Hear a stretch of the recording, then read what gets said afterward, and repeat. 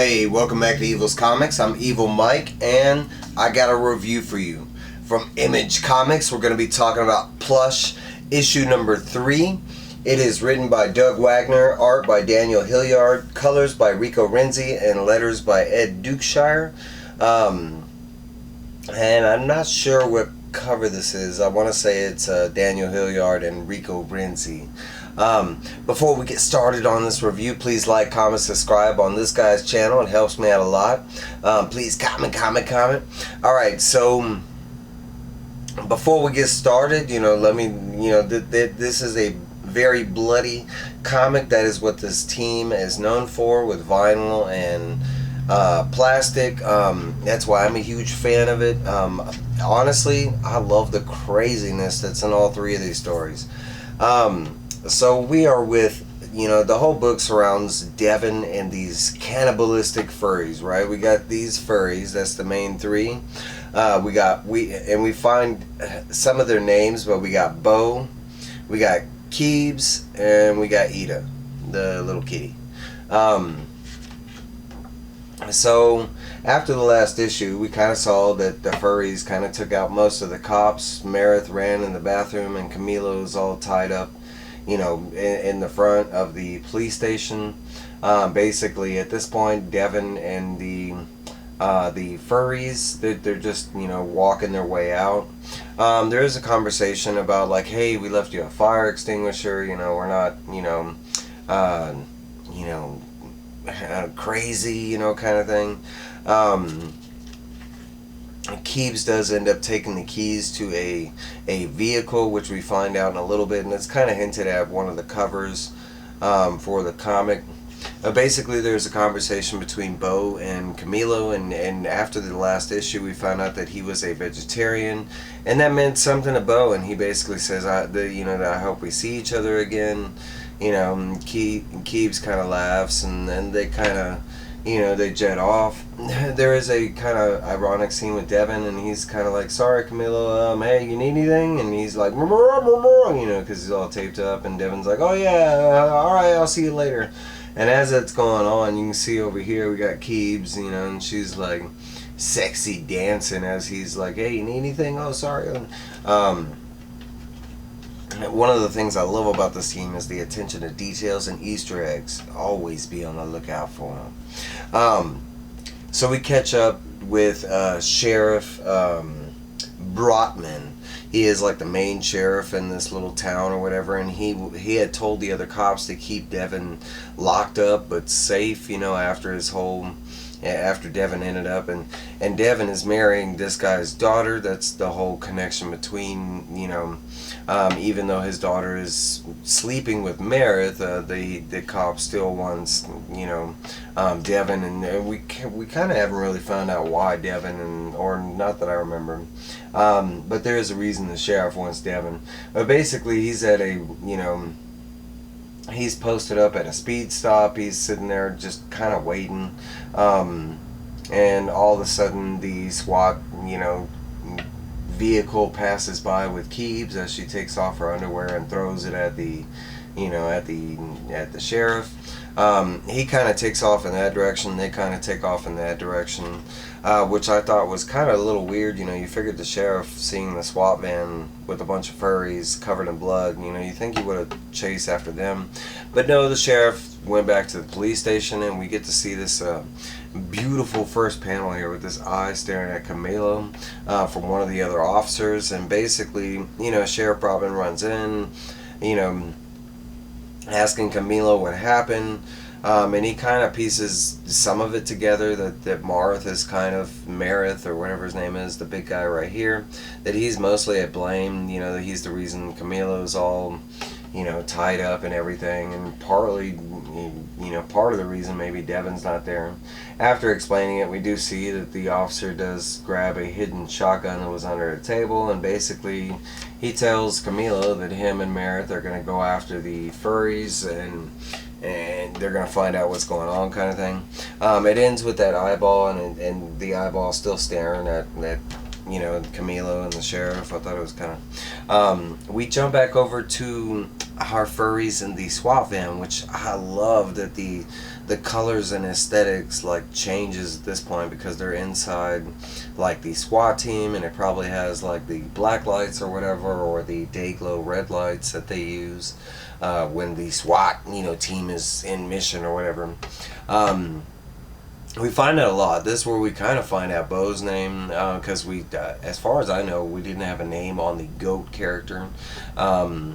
We also kind of get, Ida, and she's actually talking to Devin, and it's basically Devin's kind of hurt that they didn't want to eat him. And, Ida is like, wait, hold on, wait a minute, let me get this straight. You want us to eat you, even though you kind of were happy that, and he's like, no, it's just, well, why not? And we kind of get a little backstory on why they do what they do. But we kind of get this story about, like, it's that saying, you are what you eat. And we get a mention of a father. That the furries have a father or something like that, father figure maybe that's guiding them. But basically the father kind of instated that eating another person was a sacred act. And when you eat another person, you kind of take in their soul and become some of that person. Hence the you are what you eat. That's why we find out Bo is the only eats vegetarians and sometimes vegans. That's why he was big on Camilo in hopes that he gets to go back. We do get to a point in the journey where Bo gets all happy and he's like, hey, we're here. They pull over to the side and we find out that they weren't planning on taking the SWAT van too far. Of course, the cops probably have GPS inside the truck, and that they know better, to take it back to where they live, kind of thing. So they abandon the truck. They kind of, go into some of their plan but this is kind of like Bo and Father's plan, and basically that they do have some of it kind of mapped out, and supposedly Devin is the main piece of the puzzle. As they are leaving, Keeps kind of does this funny thing where she pops up with a Molotov cocktail as Bo's kind of discussing with Devin about how important he is, and he kind of agrees about torching the vehicle, which she does with pleasure. He kind of asked why, Devin asked why to Bo that he wanted to torch it, and he's like, why not do it with some panache, and Devin's like, oh yeah, I can add some panache to that, and he takes like a stick and he starts drawing into the sand. And they take off. Supposedly they're heading into the woods, and where they're heading is not too far away in the woods. There is a moment here where they do take out this furry's head right here, and it is like sacred treasure to them. All the way back in the first issue, it was the furry that they were eating, the other person that they were eating, and we'll kind of get there in a second, but I want you to remember that. So the book jumps over and we catch up with Sheriff Brotman and Meredith, and they found the SWAT van all on fire, and we get to see what was written in the sand, and it's basically like, fuck you, plus fuck your cheating lying daughter too. And basically at this point, Sheriff Brotman's like, yep, he kind of goes for his gun, and Meredith's like, hey, do you want me to call the boys? And Sheriff Brotman's like, yeah, all the boys. And he's like, Cletus? And he's like, especially Cletus.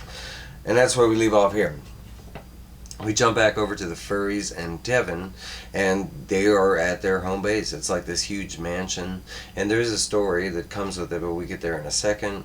They kind of like part ways at this time. Keeps takes off. Bo kind of tells Ida that she's gonna give Devin the tour, which is kind of upset at for the moment, but like briefly or whatever. She ends up grabbing Devin, and they end up heading to where it's basically Ida's room.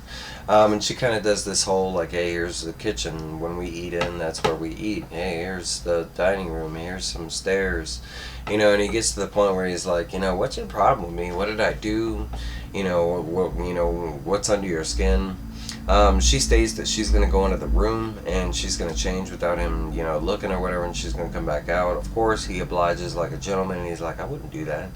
And there's a conversation like in and out, he's outside of the door, and You know, the whole reason they grabbed him is because Bo believes there was a love connection, a soulmate moment, a love at first sight thing that happened between Ida and Devin. Like the second he looked over there and saw the furries eating that person, Bo believes he saw Ida eating the person and he fell in love with Ida. He believes there was something between the two.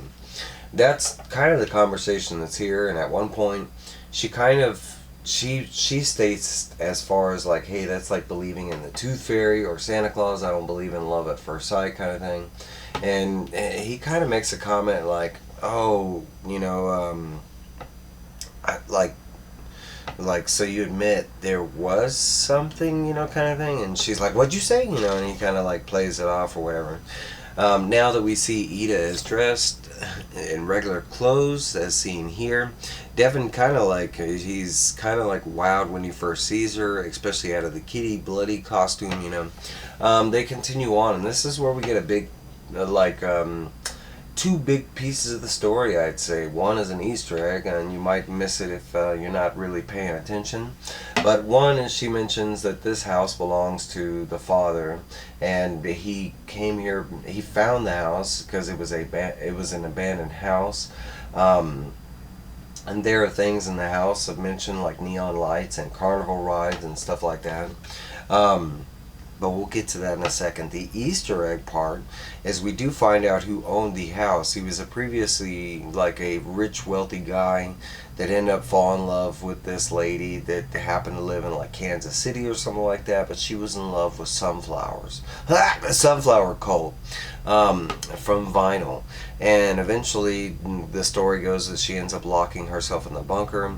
The guy ends up making this like dream house for her with all these rides and crazy stuff in there, everything that she could imagine.